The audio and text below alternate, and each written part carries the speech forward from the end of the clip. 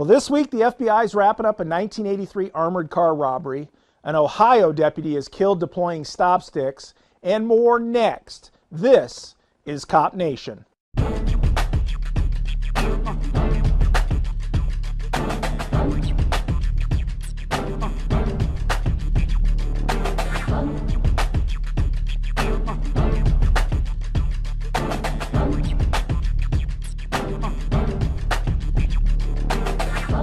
First up, the FBI is wrapping up a 1983 armored car robbery where suspects got $7 million from a Connecticut heist. This week, federal agents found Norberto Gonzalez Claudio, age 65, in Puerto Rico. His brother, Avelino, has been in the system and pled guilty last year to conspiracy and admitted to transporting the money to Mexico in 1983. The robbery was originally committed to help fund a group called Los Macheteros, a group that was seeking Puerto Rican independence. Just before 0200 on May 10th, Franklin PD in Ohio initiated a vehicle pursuit. The suspect vehicle was traveling at high rates of speed on the wrong side of the road and reportedly ran a patrol car off the road in an attempt to flee.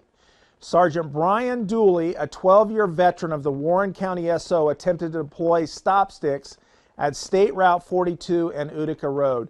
During the attempt, Sergeant Dooley was struck by the suspect vehicle and killed instantly. The suspect vehicle, a 2001 Cadillac, was stolen, and it was operated by Marcus Israel, age 23, and the vehicle crashed after striking Sergeant Dooley and caught fire. Marcus was apprehended about 4 hours later, approximately 1 mile from the crash scene. Sergeant Dooley was reported to be on the side of the road when he was struck. Just a reminder to all of you that while tire deflation devices are an excellent and effective tool to end pursuits, there is also danger for you when deploying them. It seems that in state after state, marijuana is on a sure path to be decriminalized. Recently, the Supreme Judicial Court of Massachusetts ruled that odor of burnt marijuana alone cannot reasonably provide suspicion of criminal activity to justify an exit order. The ruling comes from a case where a police officer ordered the occupants out of a car to search for illegal drugs based on the faint odor of marijuana smoke coming from the vehicle. Well, here's an attention getter for the cold case squads.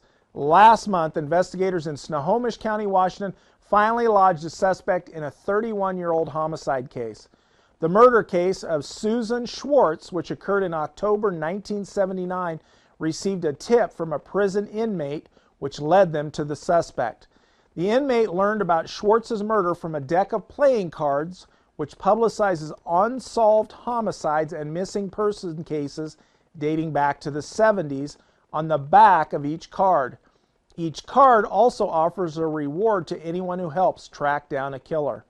The idea has been around and it has been used in many states, with thousands of decks having been distributed to inmates around the U.S. If your crime-fighting team or agency would like to know more, one of the publishers of the cards is at effectiveplayingcards.com.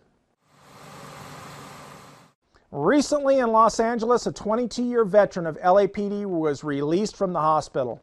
Officer Steve Jenkins, a canine handler, was shot in the face and shoulder just a few weeks ago during a standoff with a barricaded suspect on a domestic violence call. Officer Jenkins was originally listed as critical and underwent several surgeries at USC University Hospital. Jenkins' wife and son are also members of LAPD. We are thankful that Officer Jenkins is recovering, and for the rest of us, we hope you add this to your survival mindset. You can survive gunshots. Earlier this month, the governor of Washington State signed into law a bill that outlaws profiling of motorcyclists by law enforcement. The new law requires Washington Association of Sheriffs and Police Chiefs, as well as the state's training commission, to add a statement condemning motorcycle profiling to their existing policies banning racial profiling.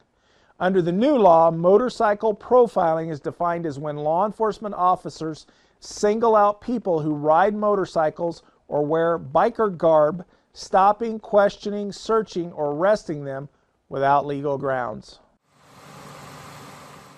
Mount Juliet commissioners in Tennessee have voted to not renew a contract for the city's traffic cameras when it expires in 2013. One commissioner who has reported to local news that they have received a lot of phone calls about problems with the cameras. Commissioners report that the city gets less than 1/3 of the revenue from the traffic cam citations. According to Commissioner Manis, most of the money goes to the Arizona company that runs the cameras. Manis went on to say that if a local company wanted to present the city with a camera system, they may consider a system being in place. He also added that they have to make sure that they are actually focusing on safety and not just generating revenue for the camera companies.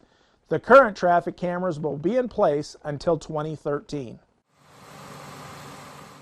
Well, the rumors are running rampant that Michigan police are using data recovery devices to retrieve information from cell phones during routine traffic stops. The ACLU has jumped on board and been on fact-finding missions for several months now and decided to kick it up a notch a couple weeks ago.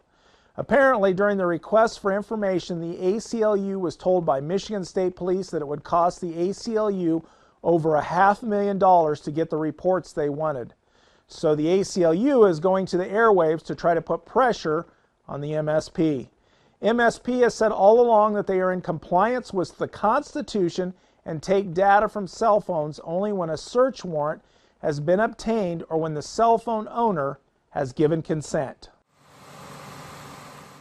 Well, that's it for this edition of Cop Nation. Thank you, warriors, for watching. And I leave you with this one final thought. We worry daily about our bodies, tactics, and survival mindsets. But many of us forget that if we truly want to reach our full potential, we need to be mindful of our spiritual health.